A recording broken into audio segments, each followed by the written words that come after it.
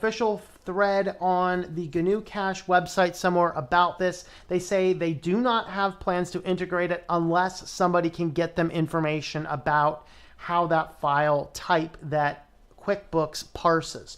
It is a proprietary format, and there is really not a seriously good way to do that. Now, that being said, there are some third-party tools, and GNUCash's website does have links to those. I will try to find those and put them in the description if I can. They are all unofficial, and basically it looks like you need to go into QuickBooks and you need to export your various lists, convert your lists, and then import them in. So of course, all of these accounting softwares work on a variety of lists and a variety of count setups. And that's kind of what we're looking at. So the files are fairly small, and it's a lot of XML type data and similar type things. Now, GNUCash, if you're unaware, this is something that you would use to manage the finances in a full business, not necessarily personal finance. Although you could use it for personal finance, there's probably simpler applications for that. But for me, I run a couple businesses. My old primary business, which is over a decade old now, still uses QuickBooks because I still have a functioning Windows computer that was completely tied to all of that business stuff, and that's what I've been using. Since I started doing the content creation stuff, the YouTube channels, writing books, I have a separate business attached to all of that stuff, and I use GNUCash exclusively for that. So I'm experienced in both of those. In addition, I do my own books rather than passing it off to a bookkeeper, and then I get my information out to your accountant. So let's go ahead and talk about that next point as well. Some of the accountants that you might have will be like, hey, give me a backup of your QuickBooks file. I tell them, why? You need a P&L. Now, as long as you are setting up your business correctly, all he should need is his P&L, and maybe he might have some questions for you about how to set things up. So we're going to go ahead and dive over to this. So what I did is we're going to be doing this on my Linux Mint 19 virtual machine.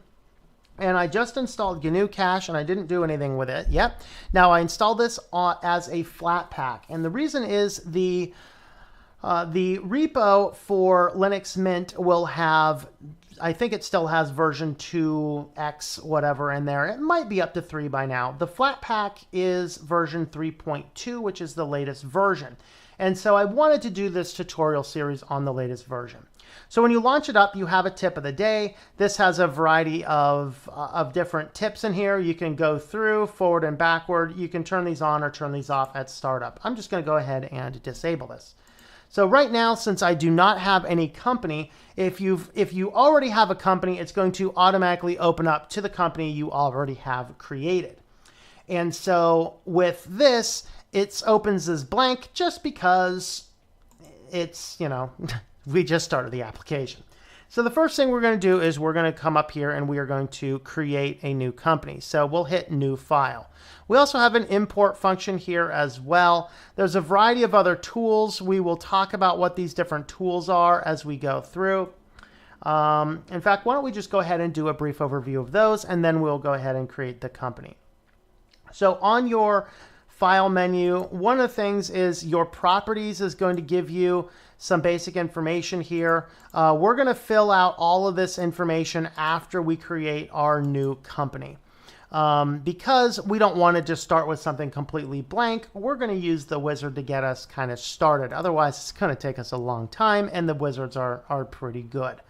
So here we have the ability to export a variety of different things. And under our edit option here, the edit preferences is going to apply to pretty much whatever window you have open. That's going to make more sense to you in a few moments. Under your actions, this is where you can look at a variety of different things. You can attach your online bank accounts to this. I have never experimented with that. I don't like to do that. I do everything manually, intentionally. Here's budgets. If you're setting certain budgets and things, you can do that. Under your business, this is where you will find your customers, you will find your vendors, you will find your employees. More the difference. A customer is anyone who you're doing work, providing products, services to, they're going to be paying you. A vendor are the people that are giving you your supplies, maybe your services, maybe your office supplies. You're going to be paying them money. Of course, your employees are the people who are doing work for you. So you can track all of this stuff. Now, in my case here, as I do authoring and as I'm launching a publishing company, I'm using customers for either A, the direct supporters who support me on Patreon or Think Life Media. I'm using them for all of the different sources that are sending me royalties. For vendors, these are just the places. So like United States Postal Service is a vendor for me because I ship a lot of packages. You know, Walmart, where I buy paper or envelopes, packing supplies. Amazon is a great place to buy your packing supplies. So those are set up as vendors for me. And I'm using employees. I'll be using those when I need to hire. If I need to hire employees or subcontractors, I'll be using it for that. I also will use this for any future authors that I have to pay out royalties. You can do sales tax tables in here as well. One of the things you will notice that is missing that QuickBooks has that GNUCash does not is they do not presently have a way to have product inventory. That is very sad to me, or like a customer, a price list, really.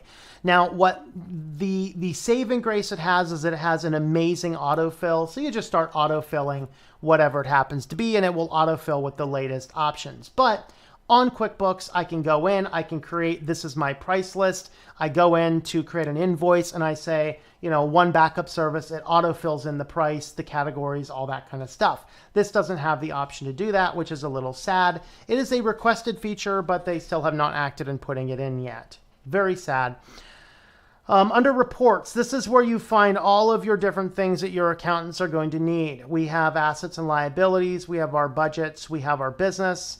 I believe income and expenses where you're going to get your P&L. You can get your cash flows, your prices, I think by customer. No, customers are down here in business. Simple and custom. This is actually one we're going to be using. I actually just discovered this tab recently, and this is so much more useful than I ever gave it credit for. We'll not be covering it in this video, but we will be looking at it sometime soon. How to reconcile, save report configurations is also very handy. Here's various tools. The price database, this kind of deals with stocks and securities and exchanges. I really wish that you could set this up as with products as well. It just won't let you. I know, I've tried. And then there's loan repayments, things like that. Now, if you are using an older version of GNUCash, journal entry, I think is under business. They've moved it under tools in the latest version. So this is the latest version as of the time I'm recording this. Then we can just have, you know, windows and things like that. So that's your basic overview of what you have inside of here. So we're going to go ahead and create a new company. Rather than just build this out completely blank, I want to create a new file. We're going to continue without saving because I don't want to save anything in that. So here is where we're going to set up the account. This is the closest we have to a wizard. It actually functions fairly well like the QuickBooks one does. Hit our next, and then we can use trading accounts. We can use split accounts for field numbers. Default budget. If I built a budget in, we can add a budget later. I have not actually experimented with budgets, although as I'm looking at doing some advertising type stuff, that's something I'm going to be implementing into my personal accounts very soon. Let's do company name here. So we'll call this, let's call this our new corp. And with our new corp, then we want to give it an address. Let's just call this 123 Main Street. And if you guys didn't know this, Franklin is the most common city name in the world, in the United States at least. Some people think it's Springfield. It is actually Franklin. Let's just say Franklin, PA, because I'm in PA, and 1, 2, 3, 4, 5. Although Franklin, PA does exist, and it doesn't have that zip code, but oh well. Okay, so who is our company contact person? Of course, switched to Linux will be our personal company phone number. What's my phone number? 123-456-7890. That is really my phone number, guys. I mean, don't spam me, please. Company fax number, if you have one. What's our email address? email@email.com is my email address, of course. Website. We're going to call this ournewcorp.com, and we don't really need a company ID. Tax tables, vendor tax tables. We can change these later if we need to, and then formatting for date. We can use custom. We can just kind of pick, here's like the US. If you're in Europe or UK, you can grab one of those. So just grab one of these guys here, or you can create the formatting yourself. You can include the century if you want. Numbers, or you can do abbreviations, or you can do names. So whatever you want. I generally like to use numbers. You can see what the bottom is down there. Actually, I don't know. This is pretty nice too. Let's just go ahead and stick with abbreviations. Okay, so we also have under counters. Now, this is where if you start out a company with nothing in here, you'll start out, you never really want to issue a bill with number 1. So you go into open a personal bank account here in the United States. They give you check 101. If you open a business account, they give you a check 1001 is the first one. We never really want to start with that. So the bill number, and hover over each of these, previous bill number generated, this number will be incremented to generate the next bill number. So I'll just do kind of some random numbers down here. So customer number, I'm going to pick like 3 for the vendor, employee, and customer numbers. Let's do 4 for that. These are not, really the only reason we're doing this is just so that it's harder to track from an outsider's perspective. We don't want somebody to think they're the very first person to ever have this invoice, So we're just going to put in some things in that way as you cycle and increment up whatever else, we're going to do that. So US currency, of course, pick your currency, whatever it happens to be. We are United States where I'm doing this tutorial. So that is what we're going to do next. So choose accounts to create. This is why we wanted to run through this thing. We could have done everything else without a problem, but this here will actually create all of the different accounts that we want. So you can come in here and you can do, a simple checkbook if you're doing this for personal. Here's like a business accounts. So the business accounts, here's cash in your wallet, checking, savings account.